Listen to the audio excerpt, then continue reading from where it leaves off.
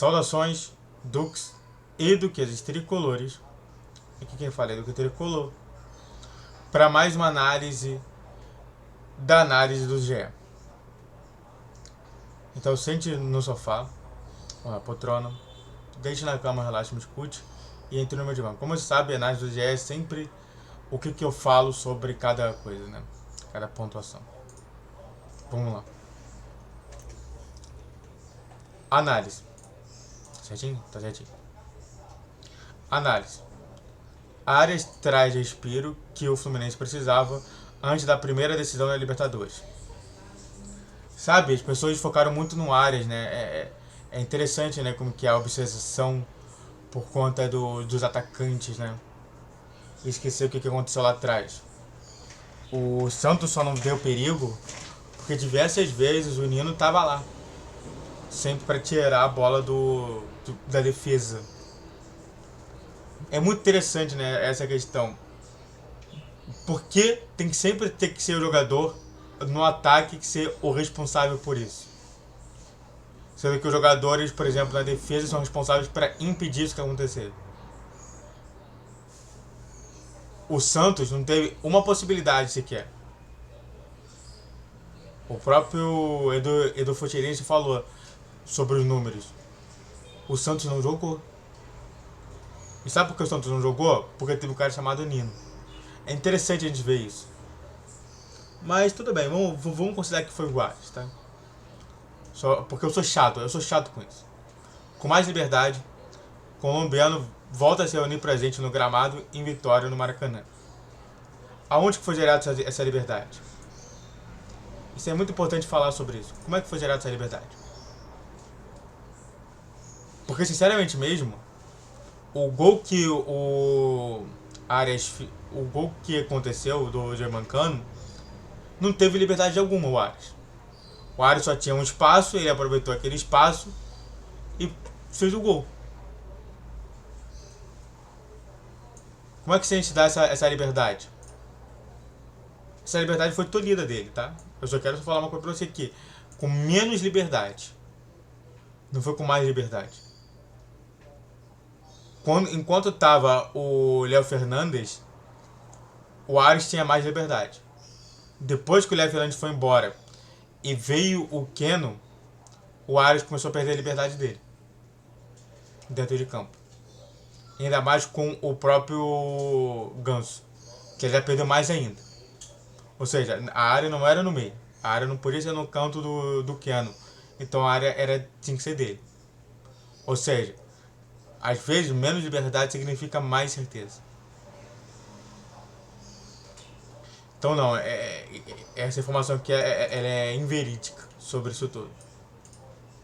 Se a gente visse um área jogando muito com o time que entrou em campo, aí sim a gente falaria sobre mais liberdade.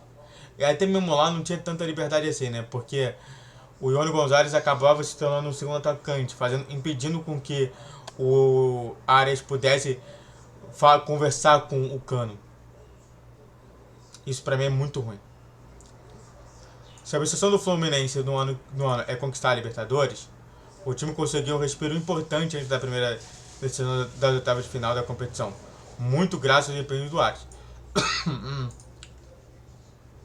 Do Nian, tá? O Arias foi importante, tá? Mas eu concordo com isso aqui, tá? A gente vem de uma derrota contra o Coxa, a gente não ganha muito fora de casa. E só pra você ter uma ideia, o Fluminense, a gente se fala muito no Botafogo. O Fluminense tem números muito próximos do Botafogo em casa. Enquanto o Botafogo ganhou as 9 das 9 em casa, o Fluminense ganhou 6 e empatou 3. Ou seja, é insano isso. Mas fora de casa, o Fluminense vem pecando e muito com tudo isso. Isso que é triste, né? Vindo de derrota para o Curitiba por 2-0, o Fluminense entrou modificado para enfrentar o Peixe. Marlon fez a estreia no lugar do Felipe Melo. Martinelli entrou na vaga de Lima. Léo Fernandes foi titular pela primeira vez no lugar de Ganso. E Ione Gonzalez atuou na posição de Keno. Na história ele não atuou na posição de Keno. Como eu te falei para vocês, o esquema do Fluminense estava sendo um 4-4-2. E o Keno não atua no 4-4-2. O Keno atua no 4-3-3. Sendo um ponta mais ofensivo. E fazendo com que o Ares tenha que voltar para marcar. Então não foi a mesma coisa. Não atuou na posição. O Ione Gonzalez atuou na posição do Lelê, que é um segundo atacante. Diversas vezes a gente via o Léo Fernandes de um lado, o Arias do outro, e no meio ficava vazio. E é por isso que teve dificuldade. Eu não gostei. Eu prefiro muito o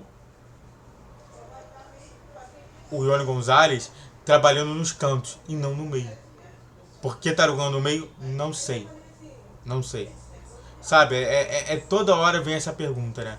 Toda hora me pergunta por que o jogador tá jogando assim, se ele não joga assim. É muito importante respeitar o jogador, cara. E parece que o Diniz não respeita. Mais leve, o Fluminense foi dominante desde o primeiro minuto.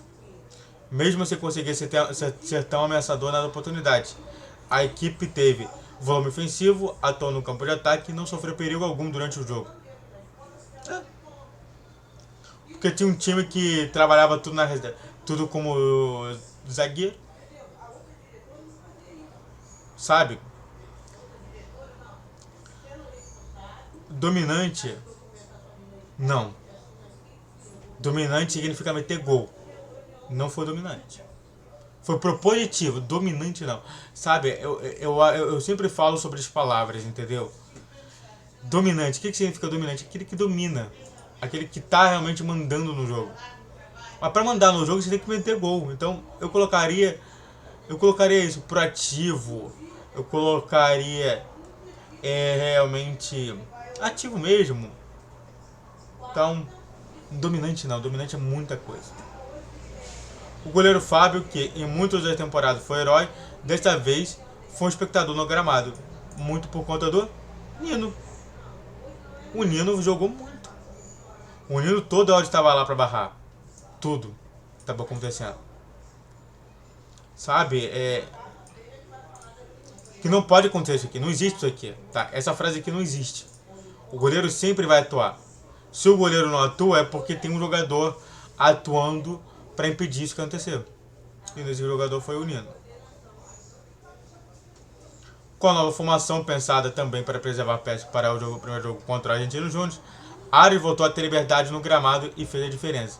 Não voltou, teve a liberdade sim, diversas vezes pode entrar no meio, porque o Léo Fernandes também entrava no meio, mas eu queria novamente ter esse Ares mais liberto justamente de tudo isso. E quem pode dar essa liberdade é o Léo Fernandes. O Léo Fernandes não é um cara armador. Eu não sei o que está acontecendo, que o Diniz está colocando toda hora o Léo Fernandes como armador do time. Entre aspas. Cara, é uma vergonha isso, cara. Diversas vezes se vê que o cara não é armador. O cara não vai buscar o jogo no meio de campo. E o cara, quando ele busca no meio de campo, ele não tem nada de decisivo. Ele é o cara das pontas. Ele vai continuar sendo 10 pontos. Não importa o que o Diniz for realizar. Diante dos falcos e baixas sofridas de maio para cá, o colombiano passou a ficar mais retido no corredor direito, em muitas partidas até mesmo fazendo uma função de um lateral ou até um volante que recua para buscar o jogo. Exatamente isso. Pela falta de liberdade que o Diniz está fornecendo. Muito por conta do Keno. A culpa não é do Keno. A culpa é do Diniz. Antes de continuar falando mais sobre essa análise, se inscreve no canal, faça o tiro para você que é curte, comente, compartilhe, redes sociais na descrição desse vídeo, vi todos os 10, 12 e 20 horas, Pix na tela e vamos falar mais sobre o Fluminense.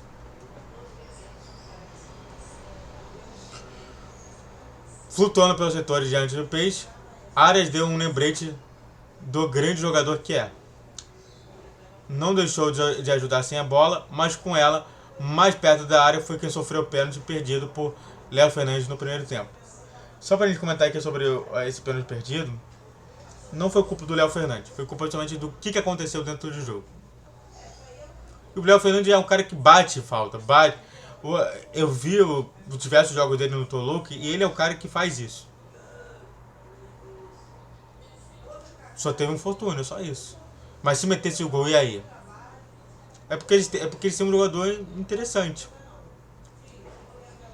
No segundo tempo, com o Diniz povoando mais o meio de campo, ao colocar ali no lugar de Marlon e recuando o André, Arias ficou ainda mais solto, com muito espaço para ocupar. Não ficou mais solto não, ficou até pior, porque dava a sensação de defesa e a gente entregar um jogador de defesa para colocar um jogador que não é tanto de defesa assim é problemático.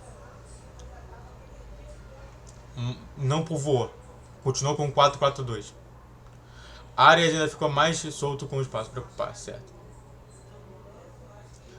O gol saiu em uma arrancada que o colombiano inicialmente se viu cercado por 7 marcadores. 1, 2, 3, 4, 5, 6, 7, 8. Aqui tem 8 contra 3. E assim foi sair o gol. No contra-ataque. O gol saiu em uma arrancada em que o colombiano inicialmente se viu cercado por 7 marcadores. E boicotou a atitude individual para encontrar o Cano na área.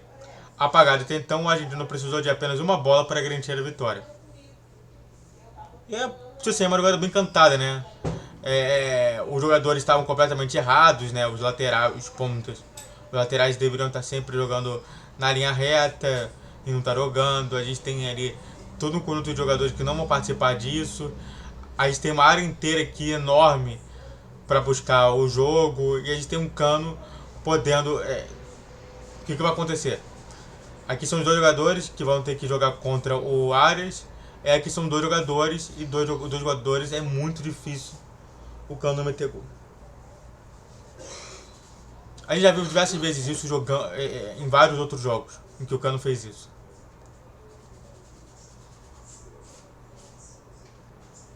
Tá acabando aqui. Eu sempre gosto de tentar justamente ver se não vai ter muito mais coisa. Ele, o Arias desde o ano passado, um dos melhores jogadores do futebol brasileiro, sem sombra de dúvida. Ele está se reconhecendo cada vez mais um grande jogador. Ele é um cara extremamente decisivo e desequilibrou muitos jogos pra gente. Podemos fazer o que for, mas a gente depende dos jogadores. Foi um pedido para que ele participasse o máximo possível do jogo. Ele foi muito colaborativo, não só com a bola, mas em movimentos sem a bola. Foi uma partida brilhante para mim hoje, de Diniz na coletiva. Ótimo, mas não foi ele a questão. Ele foi uma grande participação. É isso que eu tô falando. Ele foi uma grande participação. Só que se o Fábio não sofreu, é por conta do Nino. No geral, a atuação do Fluminense foi consistente, com quase todos os jogadores se apresentando bem, com a equipe mostrando que temos novos recursos, novas peças. Sim. Mas ao invés de jogos mais importantes do ano, a maior resposta para dar confiança nesse momento era a vitória. A maior resposta é vitória contra o Argentino Júnior. Com 28 pontos no Brasileirão, e aí por aí vai. Só para falar que eles vão jogar na Libertadores e depois a volta será uma semana depois no Maracanã, no mesmo horário em que eu vou estar lá. Tá, no Maracanã, setor leste inferior, como sempre. Dito isso, é isso, né? É a cultura do ataque. Só ataque que existe, a defesa não existe. Nino foi guerreiro, foi o melhor do jogo, mas o Arias realmente foi brilhante, deu aquele passe no momento certo que acabou gerando o gol do Cano. E é dessa maneira que o Fluminense tem que jogar, tá? Na verdade, a história, só para finalizar aqui, eu quero deixar um ponto aqui importante. Diferentemente dos outros modos, a melhor forma de você deixar o Cano em uma melhor oportunidade é deixar o Cano sozinho. A melhor coisa possível é essa. É deixar o Cano sem ninguém por perto. Para isso acontecer, você precisa abandonar o Cano. Quando o Cano foi finalmente abandonado, durante o jogo inteiro, aconteceu o gol. Então, como que é justamente isso? É justamente isso. às vezes, fazer o oposto que todo mundo faz.